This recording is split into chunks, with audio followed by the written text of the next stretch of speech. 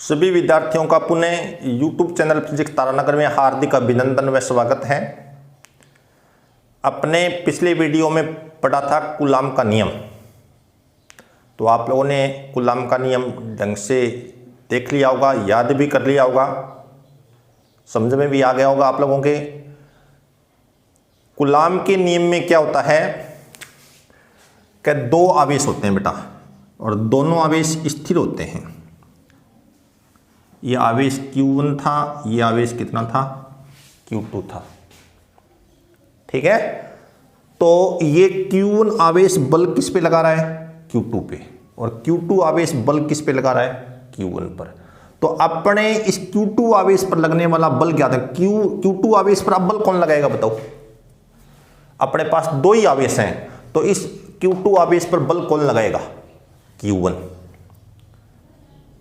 कौन बल लगाएगा, Q1 बल लगाएगा। केवल Q1 आवेश ही इस पर क्या करेगा, बल लगाएगा। और उस बल की दिशा किधर होती है, उस बल की दिशा होती है दोनों आवेशों को मिलाने वाली रेखा के अनुदिश। दोनों आवेशों को मिला दो, ये प्लस है, ये भी अपने क्या मान के चलते हैं, प्लस।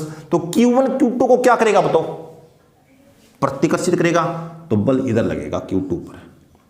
ये हो गया F21, यानी पहले आवेश के द्वारा दूसरे पर लगने वाला बल। Q2 पर बल कौन लगाएगा, अब Q1 लगाएगा, केवल Q1। और इस बल का मान कौन से नियम के द्वारा लिखते हैं, अपने कूलाम के नियम के द्वारा। कितना बल लगेगा बताओ, F21 बराबर होगा 1/4 पाई एप्सिलॉन 0, दोनों आवेशों का गुणनफल बट्टा दोनों के बीच की दूरी का वर्ग। ठीक है, दूसरे आवेश की पहले आवेश से दूरी का वर्ग। और नीचे क्या आएगा रे, यहां पर, और क्या आएगा यहां पे, r⁻21। ये r⁻21 क्या है, एकांश दिश है। कौन सी दिशा में, Q1 से Q2 दिशा में एकांश दिश है। तो केवल Q2 आवेश के ऊपर यहां बल कौन लगा रहा है, Q1, एक ही आवेश बल लगा रहा है। तो उस बल का मान कूलाम के नियम के द्वारा ज्ञात करते हैं। इसी प्रकार से मान लो इधर कोई आवेश और रखा हुआ है Q3, तो ये Q3 आवेश भी इस Q2 पर क्या करेगा बताओ, बल लगाएगा। Q3 आवेश भी Q2 पर बल लगाएगा। किधर लगाएगा बल, बल की दिशा कौन सी होगी, दोनों आवेशों को मिलाने वाली रेखा के अनुदिश। तो ये हो गया F23, दूसरे पर तीसरे के द्वारा लगने वाला बल। ठीक है, अब मान लो इधर कोई और भी आवेश रखा है, मान लो Q4 आवेश भी रखा हुआ है, तो Q4 आवेश भी Q2 पर क्या करेगा, बल लगाएगा। क्या करेगा, बल लगाएगा। तो उस बल की दिशा किधर होगी बोलो, दोनों आवेशों को मिलाने वाली रेखा के अनुदिश होगी। कितना बताओ, F23। ठीक है, Q4 कि चौथे आवेश के द्वारा दूसरे पर लगने वाला बल। तो Q2 आवेश पर कितने बल लग रहे हैं बताओ, यहां पे Q2 आवेश पर ये भी तो बल लग रहा है, ये भी किस पे बल लग रहा है, Q2 पर। ये भी बल किस पे लग रहा है, Q2 पर। इसे Q2 पर ढेर सारे बल लग रहे हैं। और बल कौन सी राशि होती है बताओ, सदिश राशि। तो Q2 पर लगने वाला परिणामी बल कितना होगा, यानी ये तो तीन बल लगाए ना आप लोगों ने, इन तीनों का परिणामी कितना होगा। सदिशों का परिणामी हमेशा सदिश योग होता है। सदिशों का परिणामी क्या होता है, सदिश योग होता है। ठीक है, तो दूसरे आवेश पर लगने वाला परिणामी बल होगा इन तीनों बलों का सदिश योग। और यदि अदिश राशि होती तो परिणामी कैसे ज्ञात करते, परिणामी ज्ञात करने के लिए कौन सा योग करते, बीजगणितीय योग। तो दूसरे आवेश पर लगने वाला परिणामी बल होगा F21, पहले के द्वारा लगने वाला बल, तीसरे के द्वारा लगने वाला बल, चौथे के द्वारा लगने वाला बल। दूसरे पर चौथे के द्वारा लगने वाले बलों का ये कौन सा योग हो गया, सदिश योग। इस सिद्धांत को कहते हैं, या इसका मतलब ये हुआ कि किसी आवेश पर, ये दूसरा आवेश है ना, दूसरे आवेश पर एक से अधिक आवेश बल लगाते हैं। दूसरे आवेश पर एक से अधिक आवेश बल लगाते हैं, तो उस आवेश पर लगने वाला परिणामी बल अलग अलग आवेशों के द्वारा जैसे Q1 के द्वारा, Q3 के द्वारा, Q4 के द्वारा, अलग अलग आवेशों के द्वारा उस आवेश पर लगने वाले कूलाम बलों का सदिश योग होता है। इस सिद्धांत को कहते हैं अध्यारोपण का सिद्धांत। क्या कहते हैं बेटा? अध्यारोपण का सिद्धांत कहते हैं। जब किसी आवेश के ऊपर एक ही आवेश बल लगाए, कितना आवेश बल लगाए? एक ही आवेश बल लगाए, तो अपने उस बल का मान कूलाम के नियम के द्वारा ज्ञात कर देंगे। और यदि किसी आवेश पर एक से अधिक आवेश बल लगाते हैं, तो उस आवेश पर लगने वाला परिणामी बल ज्ञात करने के लिए कौन सा सिद्धांत काम में लेते हैं? अध्यारोपण का सिद्धांत काम में लेते हैं। इसलिए बेटा आज अपने टॉपिक पढ़ते हैं बहुल आवेशों के मध्य बल तथा अध्यारोपण का सिद्धांत। बहुल आवेशों के मध्य बल तथा अध्यारोपण का सिद्धांत, ये आज अपने टॉपिक पढ़ते हैं बेटा। तो अध्यारोपण का सिद्धांत क्या हो गया कि यदि किसी आवेश पर एक से अधिक आवेश बल लगाते हैं, किसी आवेश पर एक से अधिक आवेश बल लगाते हैं, तो उस आवेश पर लगने वाला परिणामी बल अलग अलग आवेशों के द्वारा, जैसे Q1, Q3, Q4 के द्वारा, किस पर? Q2 पर लगने वाले कूलाम बलों का सदिश योग होता है। इस सिद्धांत को कौन सिद्धांत कहते हैं? अध्यारोपण का सिद्धांत कहते हैं। ठीक है, समझ में आ गया? तो अध्यारोपण का सिद्धांत क्या होता है बेटा? कि किसी परीक्षण आवेश पर एक से अधिक आवेशों के द्वारा लगने वाला परिणामी बल सभी आवेशों के द्वारा परीक्षण आवेश पर लगने वाले सभी कूलाम बलों का सदिश योग होता है। ठीक है, जब किसी आवेश के ऊपर केवल एक ही आवेश बल लगाए, तो बल का मान ज्ञात करने के लिए कूलाम का नियम काम में लेंगे। और यदि किसी आवेश के ऊपर एक से अधिक आवेश बल लगा रहे हैं, किसी आवेश पर एक से अधिक आवेश बल लगा रहे हैं, तो उस आवेश पर लगने वाला परिणामी बल ज्ञात करने के लिए अध्यारोपण का सिद्धांत काम में लोगे आप लोग। कौन सिद्धांत काम में लोगे? अध्यारोपण का सिद्धांत काम में लोगे। ठीक है, तो अपने पास एक निकाय है और उसके अंदर n आवेश हैं, कई आवेश हैं अपने पास। देखो ये अपने पास एक त्रिविमीय निर्देश तंत्र ले लेता हूं। क्या ये अपने पास एक है? त्रिविमीय निर्देश तंत्र है बेटा। ये x अक्ष, ये y अक्ष, ये कौन है? z अक्ष।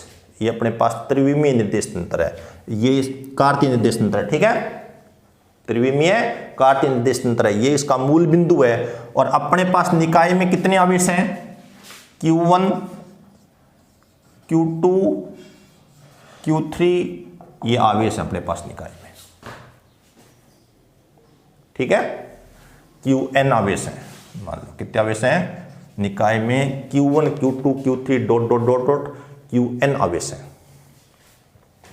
तो अपने पास ये कोई Q1 आवेश है। कौन सा आवेश है ये? Q1 आवेश है ये अपने पास। ये Q1 आवेश है बेटा। तो इस Q1 आवेश का मूल बिंदु के सापेक्ष स्थिति सदिश कौन सा होगा बताओ? Q1 आवेश का मूल बिंदु के सापेक्ष स्थिति सदिश, दिशा कौन सी? स्थिति सदिश की ध्यान है क्या? मूल बिंदु के सापेक्ष लिख रहे हो ना Q1 का, तो दिशा होगी Q1 मूल बिंदु से Q1 की ओर। ये हो गया स्थिति सदिश। कितना? R1 हो गया। ठीक है, और ये अपने पास कोई परीक्षण आवेश है। क्या अपने पास ये कोई परीक्षण आवेश है? Q0। कौन सा आवेश अपने पास? कोई परीक्षण आवेश है Q0। इस Q0 आवेश पर ये Q1 क्या करेगा? बल लगाएगा। उस बल की दिशा कौन सी होगी बताओ? उस बल की दिशा, बल इस Q0, ये Q0 क्या अपना परीक्षण आवेश है, और इस परीक्षण आवेश का मूल बिंदु के सापेक्ष स्थिति सदिश कौन सा होगा बताओ? Q0 क्या? ये परीक्षण आवेश है। इस Q0 पर लगने वाला बल ज्ञात करना है आप लोगों को। तो Q0 का मूल बिंदु के सापेक्ष स्थिति सदिश कितना है? R0 है बेटा। कितना है? R0।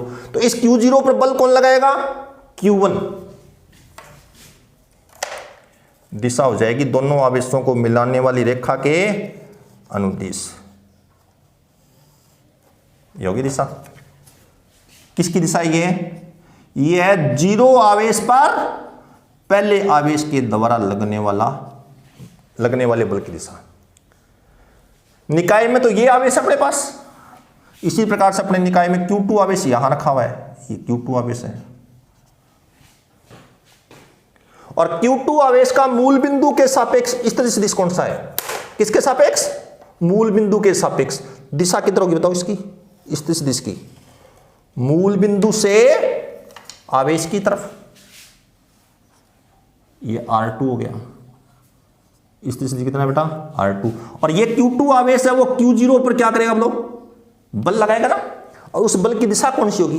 बल की दिशा दोनों आवेशों को मिलाने वाली रेखा के अनुदिश होगी बेटा। हो गई? F02 Q0 आवेश पर दूसरे आवेश के द्वारा लगने वाला बल। इसी प्रकार से मैं यहां पे और दिखा दूं, कोई Q3 दिखा देता हूं जी। यहां पे मैंने क्या दिखा दिया? Q3 आवेश।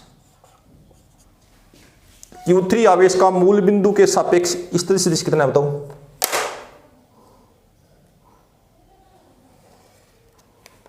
ये हो गया, कितना होगा? R3। और ये Q3 आवेश है, वो Q0 पर क्या करेगा? बल लगाएगा। उस बल की दिशा कौन सी होगी बताओ?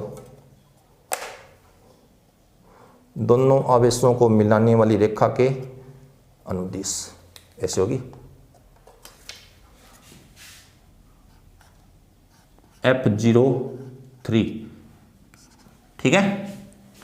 0 आवेश पर तीसरे आवेश के द्वारा लगने वाला बल।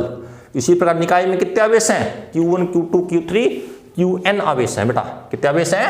Qn आवेश हैं। तो ठीक है, तो यहां पर मैं लिख देता हूं Qn, ये Qn आवेश है। तो इस Q1 आवेश का मूल बिंदु के सापेक्ष स्थिर सदिश कौन सा होगा? किसके सापेक्ष? मूल बिंदु के सापेक्ष। किसका? Q1 का। किसके सापेक्ष? मूल बिंदु के सापेक्ष। दिशा होगी मूल बिंदु से आवेश की ओर, Rn। और ये Q1 आवेश है, वो Q0 पर क्या करेगा? बल लगाएगा। उस बल की दिशा कौन सी होगी बताओ? उस बल की दिशा होगी दोनों आवेशों को मिलाने वाली रेखा के अनुदिश। ये दिशा हो गई F0n। समझ में आ गया? तो इस Q0 आवेश पर कौन कौन से बल लग रहे हैं बताओ?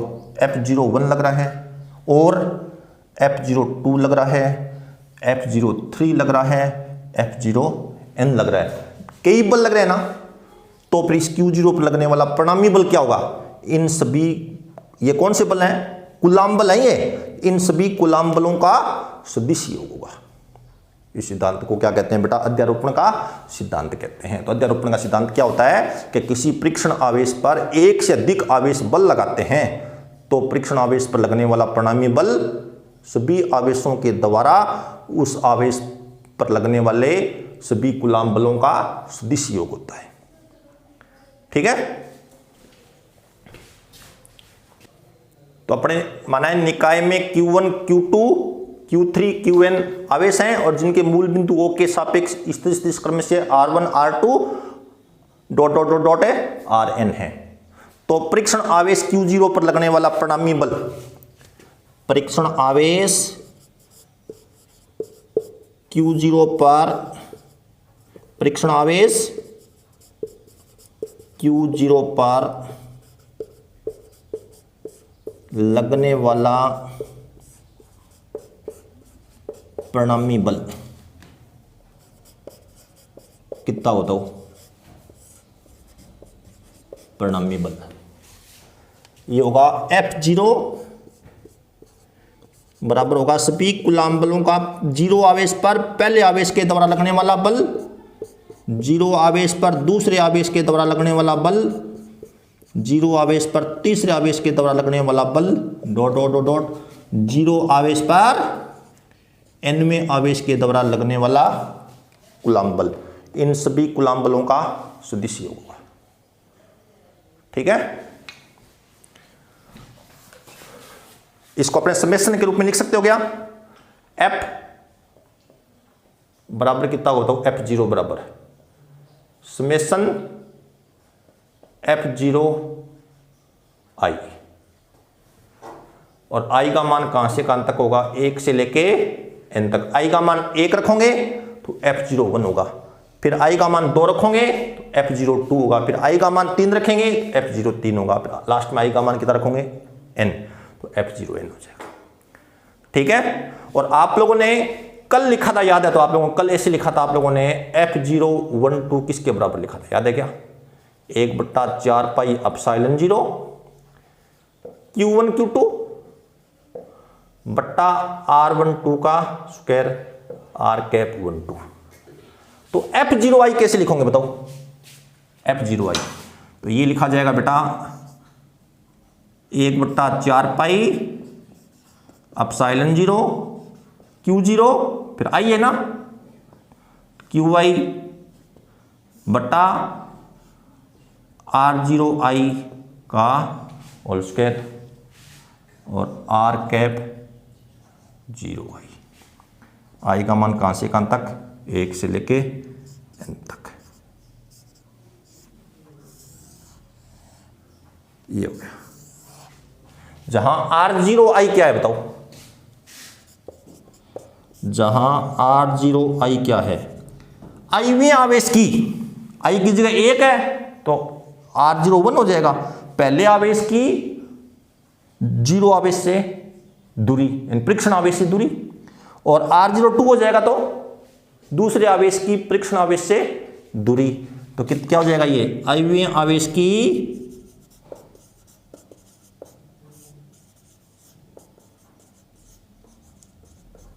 परीक्षण आवेश Q0 से दूरी। ये है बेटा अध्यारोपण का सिद्धांत। ठीक है। अब अपने पढ़ते हैं बेटा आवेश घनत्व के बारे में। किसके बारे में पढ़ते हैं, आवेश घनत्व के बारे में। आवेश घनत्व, आवेश घनत्व बराबर होता है बेटा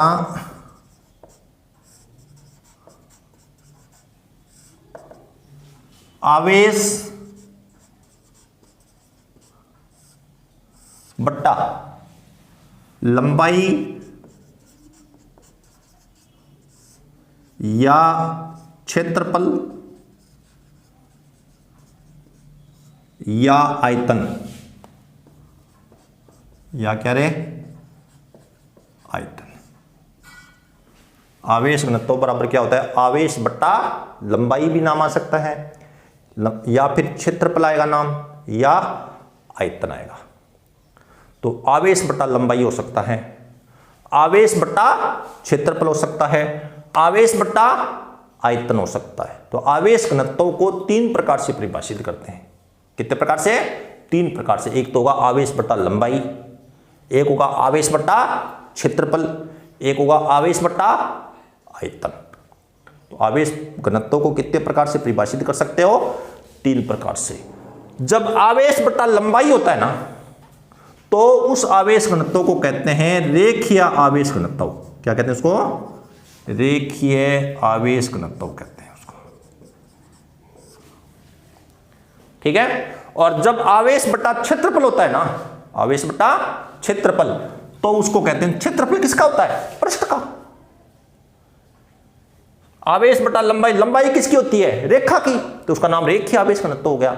और जब दूसरा क्या होगा, आवेश बट्टा क्षेत्रफल, क्षेत्रफल किसका होता है, पृष्ठ का, तो उस आवेश घनत्व को कहते हैं पृष्ठ आवेश घनत्व। क्या कहते हैं, पृष्ठ आवेश घनत्व।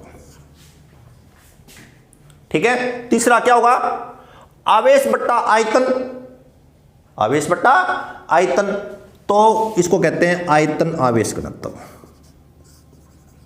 आयतन आवेश घनत्व कहते हैं इसको। तो आवेश घनत्व को कितने प्रकार से परिभाषित करते हो, 3 प्रकार से। रेखीय आवेश घनत्व, पृष्ठ आवेश घनत्व और आयतन आवेश घनत्व। रेखीय आवेश घनत्व है ना, इसको लैम्डा से दर्शाते हैं। किससे, लैम्डा से। पृष्ठ आवेश घनत्व को किससे दर्शाते हैं, सिग्मा से। और आयतन आवेश घनत्व को किससे दर्शाते हैं, रो से। बद्दा पी लिखना ऐसे, ऊपर से पी को बद्दा लिख देना, नीचे से हल्की सी गुड़ाई दे देना ऐसे, बद्दा पी। ठीक है ना, नीचे से ऊपर से ऐसा गोलाई पर नीचे से हल्का मोड़ देना ऐसे, पी को जचा के मत लिखना, जल्दबाजी में लिख देना पी को ऐसे, फिर नीचे से मोड़ देना इसको, ये रो हो जाएगा।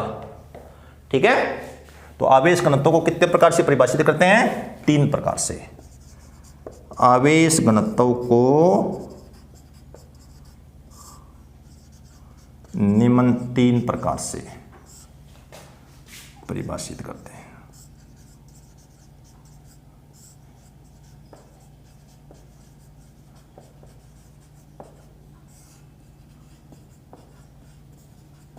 नंबर 1, रेखीय आवेश घनत्व। क्या रे? रेखीय आवेश घनत्व।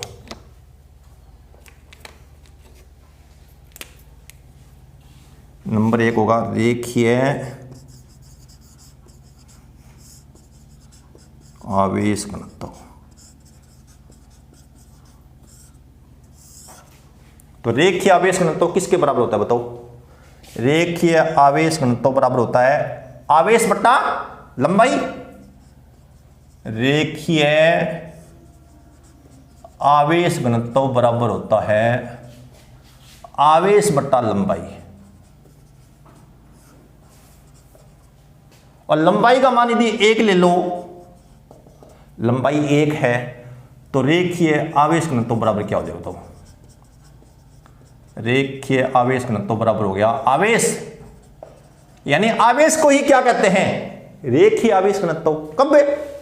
जब लंबाई कितनी हो? 1। 1 को क्या बोलते हैं? एकांक। लंबाई बट्टा में ना, बट्टा से पहले हमेशा क्या बोला जाता है? प्रति। तो प्रति एकांक लंबाई में, प्रति एकांक लंबाई पर, प्रति एकांक लंबाई पर आवेश को रेखीय आवेश घनत्व कहते हैं। रेखीय आवेश घनत्व कहते हैं। और इसे किससे दर्शाते हैं? इसे लैम्डा से व्यक्त करते हैं बेटा। किससे व्यक्त करते हैं इसे? लैम्डा से। इसे लैम्डा से व्यक्त करते हैं। ठीक है, तो रेखीय आवेश घनत्व बराबर क्या होता है? रेखीय आवेश घनत्व बराबर होता है आवेश बट्टा लंबाई। मात्रक क्या होगा चलो बताओ इसका? रेखीय आवेश घनत्व का मात्रक क्या होता है? रेखीय आवेश घनत्व का मात्रक होगा, आवेश का मात्रक कूलाम और लंबाई का मात्रक मीटर। तो इसका मात्रक होता है कूलाम प्रति मीटर। ठीक है, अब अपने दूसरा कौन सा है? पृष्ठ आवेश घनत्व। कौन सा है? पृष्ठ आवेश घनत्व।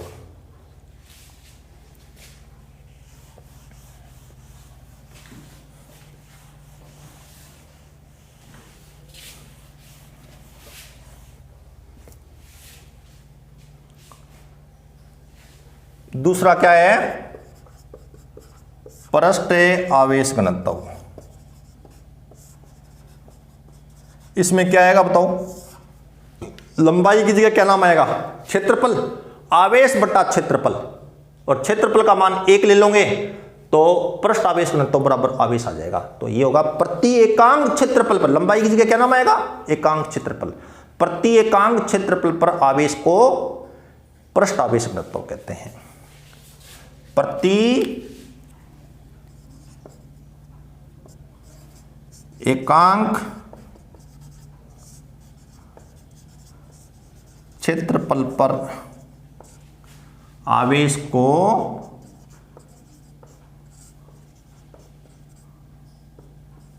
पृष्ठ आवेश घनत्व कहते हैं।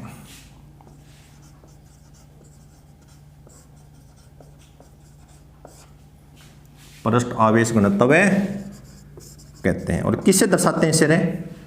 इसे सिग्मा से व्यक्त करते हैं बेटा। किससे व्यक्त करते हैं इसको? सिग्मा से व्यक्त करते हैं, ध्यान रखना, सिग्मा से व्यक्त करते हैं। और ये किसके बराबर होता है, ध्यान है क्या, पृष्ठ आवेश घनत्व बराबर होगा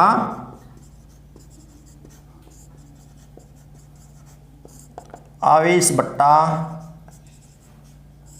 क्षेत्रफल। चलो मात्रक बताओ क्या होता है इसका। आवेश का मात्रक कूलाम, क्षेत्रफल का मात्रक मीटर स्क्वायर। तो इसका मात्रक हो गया बेटा कूलाम, कूलाम है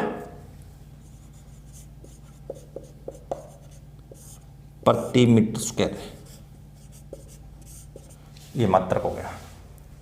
अब तीसरा कौन सा आता है बताओ।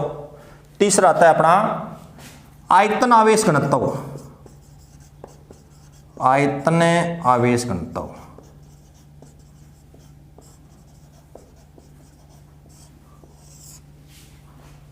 इसमें क्या आएगा बताओ, आयतन आवेश घनत्व में आएगा आवेश बटा आयतन। आयतन का मान 1 ले लोगे तो आयतन आवेश घनत्व आवेश के बराबर हो जाएगा, यानी प्रति एकांक आयतन में आवेश को आयतन आवेश घनत्व कहते हैं। प्रति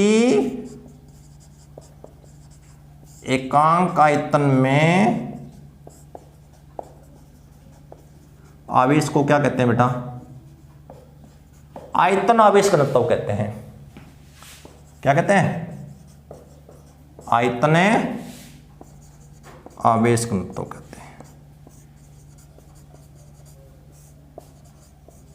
और किससे दर्शाते हैं इसे बताओ, इसे रो से व्यक्त करते हैं। किसे, रो से, इसे रो से व्यक्त करते हैं बेटा, रो से। ठीक है। और आयतन आवेश घनत्व किसके बराबर होगा, आयतन आवेश घनत्व बराबर होता है आवेश बट्टा आयतन। चलो मात्रक बताओ क्या होता है इसका। मात्रक, इसका मात्रक होगा आवेश का मात्रक कूलाम, आयतन का मात्रक मीटर क्यूब। तो इसका मात्रक हो गया coulomb metre cube, metre cube. तो आवेश घनत्व को कितने प्रकार से परिभाषित करते हैं, 3 प्रकार से। एक तो होता है रेखीय आवेश घनत्व, दूसरा होता है पृष्ठ आवेश घनत्व, तीसरा होता है आयतन आवेश घनत्व। रेखीय आवेश घनत्व को लैम्डा से दर्शाते हैं, पृष्ठ आवेश घनत्व को सिग्मा से दर्शाते हैं, और आयतन आवेश घनत्व को रो से दर्शाते हैं। ठीक है। रेखीय आवेश घनत्व तो होता है आवेश बटा लंबाई, पृष्ठ आवेश घनत्व होता है आवेश बटा क्षेत्रफल, और आयतन आवेश घनत्व होता है आवेश बटा आयतन। ठीक है। वैसे ये टॉपिक है ना अगले चैप्टर का है, तो मैं इसी चैप्टर में करवा रहा हूं इस टॉपिक को आप लोगों को, क्योंकि मेरे को आगे सतत आवेश वितरण पढ़ना है, उसमें अध्यारोपण का सिद्धांत काम में लेना है। ठीक है। तो आप लोग पढ़ लेना ढंग से।